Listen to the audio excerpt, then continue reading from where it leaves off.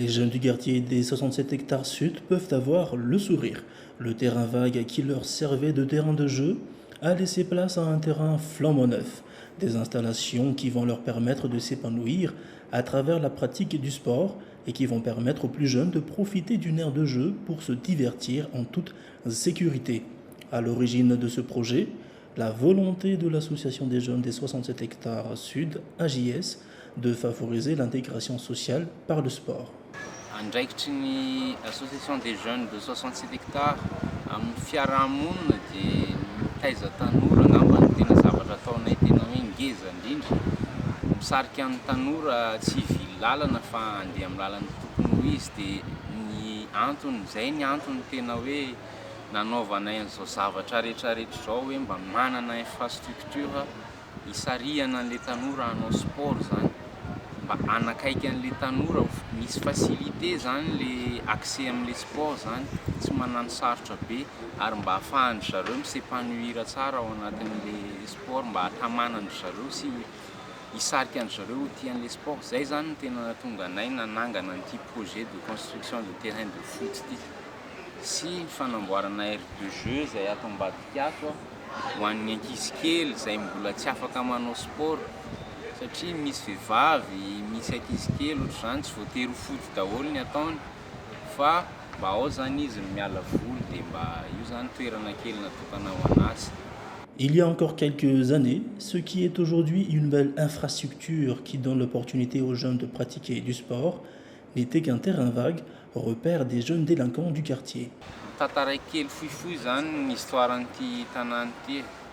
Izy ity zany ny toerana teto taloha vague be, nisy jardin zay teto fa tsisy mikarakara mihitsy ilay izy dia potika dia lasa toerana maizina mampatahotra.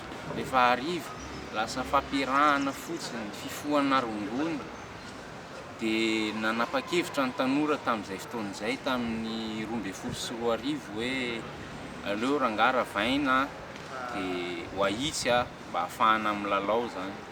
Ny sport tena tianay moa tamin'izany dia ny foot, izay nanosika anay hoe aleo atao terrain de foot ilay izy dia niravaina ilay izy, nafahana nandrava azy aloha zany dia ny fanampiany manodidina satria nanao quête izay dia nanomeny manodidina dia afaka nanakarama olona koa izay nanao an'ireny IMO reny zany nandrodana an'ilay jardin be teto dia nondrodana ilay izy zany dia lasa tany plat nu be fotsiny. Dia taty aoriana nefa tsy afaka nahazo fanampiana n'aiza intsony izay dia lasa nijanona teo ilay tanàna, lasa nijanona teo ilay tany zany. Nampatahotra anay amin'izay ilay izy hoe sao dia hovidian'ny olona efa mandeha moa ny feo hoe efa misy tompony ny tany fa kivy koa ny tanora hoe tsy nahazo fanampiana n'aiza dia za moa tsy nanaiky ny tato an'eritreritro sy tena tsy nanaiky mihitsy ny lohako fa hoe tsy maintsy vitako io satria tsy maintsy avy amiko zany nahatonga an'io hoe lasan'olona raha toa ka nividian'olona ilay izy dia tsisy toerana ilalaovana intsony ny ankizy. Zay ny tena nandrisika anazy zany monter an'ilay projet dia nitady an'ilay financement. Indrisy moa tsy hoe indrisy fa soa ihany moa zany fa nanampy ny ambasady ahafahana nanamboatra an'izao zavatra rehetrarehetra izao. Ny tany moa efa misoratra amin'ny association azo avy any MPCIMA dia isaorana ny zareo manokana zay. Zay zany no tena hoe nanosika anahy nanao an'ity zavatra ity sy misy an'ilay hoe 67 grassroots project.